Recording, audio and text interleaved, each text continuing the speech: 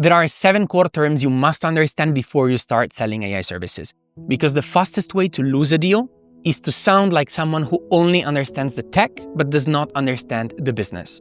In this video, I'm gonna break them down in plain English, give you the business context behind it, and we will move from fundamentals to more advanced concept that comes into play when real money is involved. If you're new here, my name is Giovanni. I'm a former senior manager in big tech, and over the past 5 months, I've helped more than 50 businesses transition to AI and generated more than $50,000 with my own AI agency. And with that aside, let's get into the video. I want to start with giving a clear definition of what a lead is, because you're going to have to speak the right language. A lead is a person who showed interest in your business. Let me give you an example that we're going to use throughout. Let's imagine that you are running a fat loss or weight loss campaign on Instagram, and you created a small template that allows people to lose weight in 7 days. And in order to get it or to get more information, they have to press a link. All of the people that saw your ad, they are nothing until they take an action, which is pressing. When they press, they show interest in some ways and they become a lead. Some of the people that pressed on that link also maybe followed you on the page after downloading it and then maybe reached out to you via email or booked a call to figure out, okay, can you help me out? What coaching offer do you have? How does it work? And in this moment, when they take the second step, which is showing clear buying intent, here, the leads become prospects. So these two definitions are extremely important. Now, when do we talk about customers and how are all of the concepts we just saw interconnected to one another? We talk about customers when the prospect actually pay, right? So money moves hands.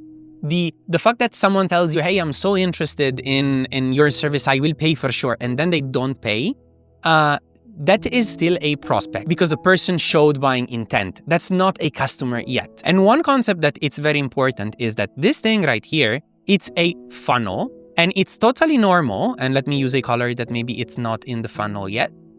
That throughout what we call customer journey, which is all of this things happening. So person seeing your form, pressing, and then maybe someone contacts you and etc. So throughout this customer journey, some people will fall off the funnel. What does it mean? That it means that a lot of people, so a lot of leads that you have, will never reach out to you because maybe either the content that you gave or the 7-day plan was not interesting, or maybe they were not the right fit, or maybe they kind of understood that it was too expensive, or they thought that this is not the right solution for them. So you have a lot of reasons why a lead could drop off the funnel. And the same things that happen for leads actually can happen for prospect. So not all of the prospects, so not all of the people that book a call or etc., end up converting into customers. And that's important because one mistake that people do in the beginning is that they try to sell to everyone, and that's not really what you want to do. If your offer is good enough, if you priced it well enough, then what you want to do is just ensure that you are selling to the right people that are in the right target audience, right? Because sometimes even a prospect could book a call. However, once they get to know your prices, maybe, this is just an example, they're not interested anymore because maybe it's too expensive. And so there is no point in trying to sell to someone that can't afford your service or that will buy it and then regret it and then talk bad about it. In this scenario, it's totally fine that you lose them off the funnel and then you just sell to all of the people that are actually in target with your service. The fourth concept is a bottleneck. And why is this relevant? Because every time, if you're running any sort of service business or specifically AI services, because that's where my main expertise is right now, but you always want to try to pitch a solution that answers a specific pain point. Let's now imagine that the people that want to book a call are the arrow right here. And these are all people that want to book a call with you because they want to know more about the coaching campaign.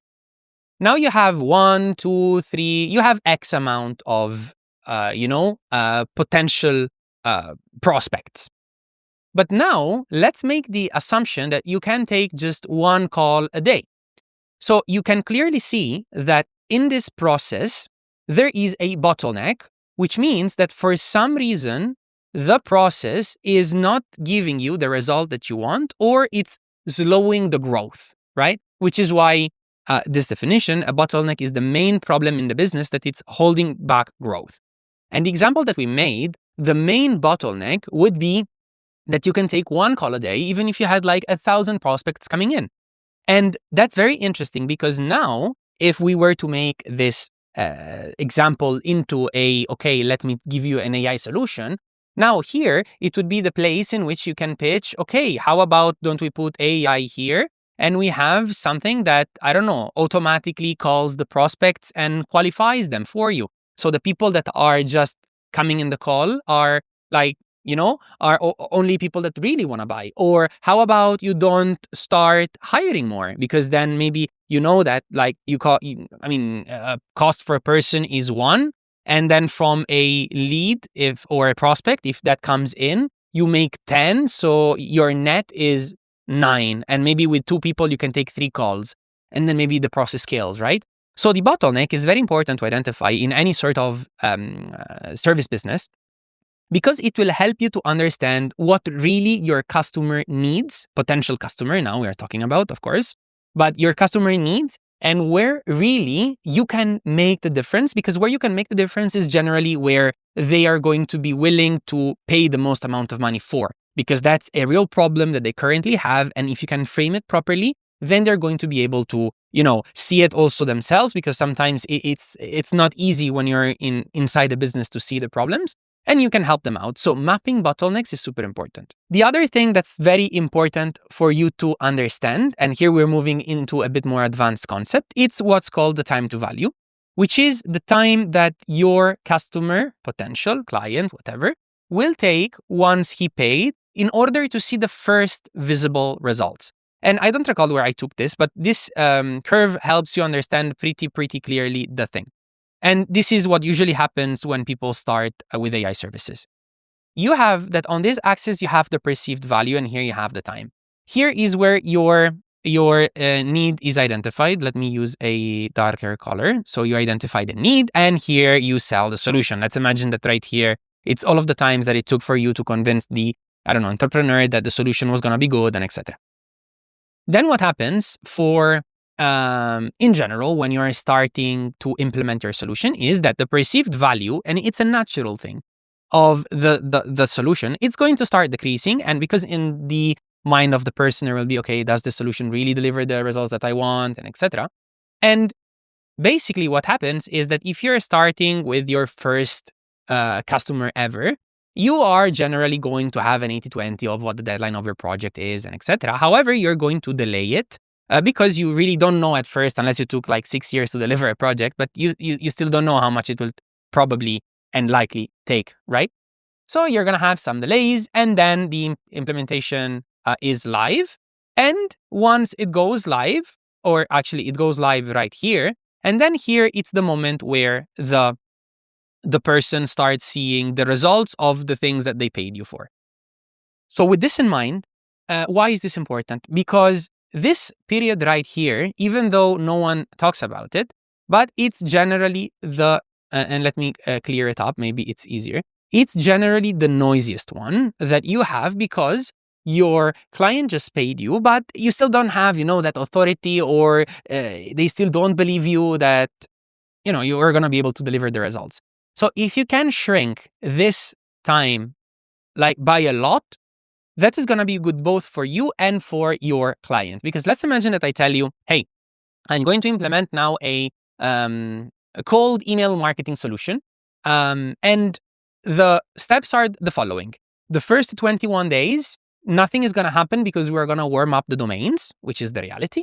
But then as of day 28, which is 1 week of the system functioning and etc., you will start seeing leads coming in. Most likely, you will see them immediately after like 2-3 days, which also is what happens if you have a good copy. You see, now the perception of the value of the solution is a lot shrinked, and it helps you frame the value of what you are trying to deliver. Okay, so another concept that is extremely interesting. Moving to the 6th, and this connects to the bottleneck.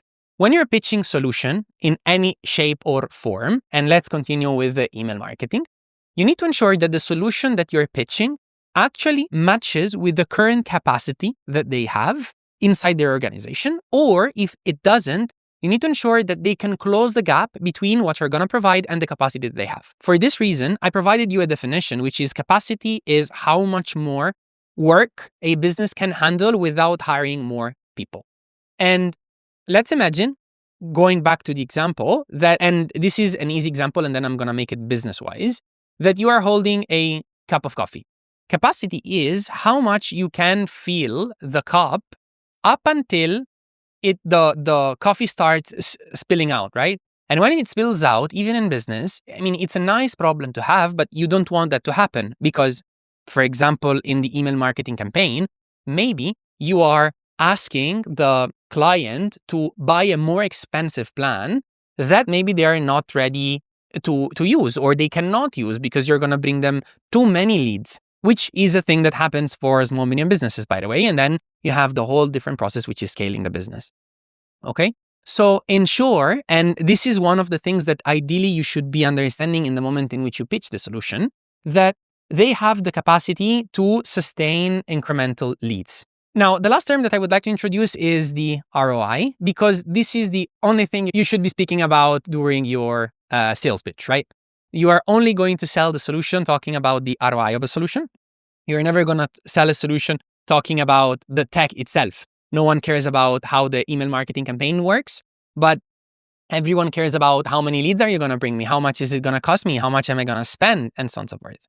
So let's go a bit deeper into the concept, because I want to show you the math and how you can frame solutions so that they are valuable to the clients and they make sense. ROI shows how much profit the automation creates compared to the cost, right? Meaning we have a simple formula right here, but we have net profit, so the revenue that it brings minus the costs over the costs times 100, okay? And this is pretty interesting because this is one of the things that I discussed with a member inside my community, where we were discussing at which price point he should be selling the automation for. And I'll just make to you round numbers just for you to understand better the concept. However, the concept was this company is making $1 million a year, okay? And that's the first data point that provided. Then he was like, okay, the automation cost will be a one-time off. It's a $5,000. And we made the assumption that this automation out of all of the leads will bring him one additional client per month. And to him, a client is $10,000. And now what he was saying is, okay, I gathered the data, but I couldn't say what is the ROI of the solution. How would you calculate? Okay. Now, there are a few things that here it's interesting to understand, which is not all of these information are relevant for the ROI calculation. However, all of this information could be used in order to better frame your pitch. And let me show you how. The first thing is, when you talk about the revenue of the company, that is not directly correlated to how you calculate an ROI for a solution. It can be useful if you can then link the ROI to how much the business could grow. However, that's not a one-to-one correlation. In the example that we just run, the automation was $5,000 and the revenue that he gave me per month was a 10K increase, right? So this means that in 12 months, so 1 year, we're going to have a 120K a year increase. And if we go back to the ROI formula, the ROI is nothing more than the net investment, and which means, as mentioned before, revenue minus cost, but the revenue is 120 and the cost is 5. In this example, then, it means that by running the math, this is 115 over 5, which is almost a 23. You will forgive me typing with my mouse, but this is a 23x. In other terms, it means that for every dollar that this entrepreneur is investing in a solution, the output is that the entrepreneur is getting $23. So this is a perfect machine, but this is also the moment in which I said, okay, there must be something off, because if someone is not willing to pay 5K for an automation that brings them 23%, and by the way, just to run the math, if I have that my revenue increases each year of $120,000, so it's the same thing as writing 120 over 1K, this means that you are increasing the total revenue of the company of 12%. And if the 5K are too much, it either means that your additional revenue calculation are off, or it means that you didn't frame the automation properly if these are the results that you need.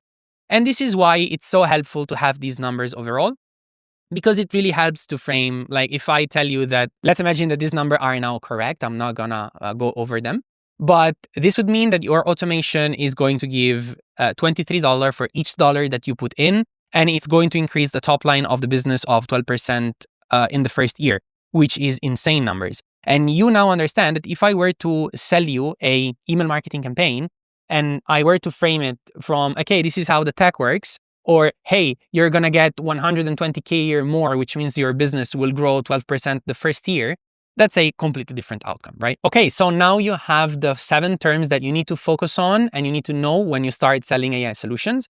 And I really hope this video was helpful because, to be frank, when I started, it was very rough because if you don't speak the right language, you don't connect in the right way with people, and then eventually you end up either selling the wrong stuff to the wrong people, either not allowing them to understand what is the value of the things that you provided, which in any way, it's a loss for you. So I really hope the video was helpful and you got some value out of it or clarified some concept with it. And if that is true, I'll see you in the next one. Free audio post-production by alphonic.com.